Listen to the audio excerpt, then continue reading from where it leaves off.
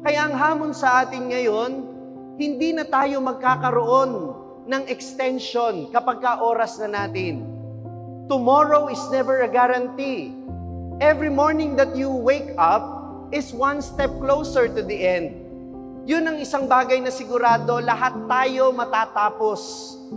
May wakas ang buhay sa mundong ito, sa pagbabalik man yan ng Panginoon o sa pagkalagot ng iyong hininga. Whichever comes first. Kaya ang tanong, sinusulit mo ba ang pagkakataong ito para gawin ang kalooban ng Panginoon? O nag-aaksaya ka ng panahon sa paglabag sa kanyang kalooban, hindi mo ginagawa kung ano yung dapat mong gawin? Mananagot tayong lahat sa Panginoon. Magsusulit tayo sa Kanya.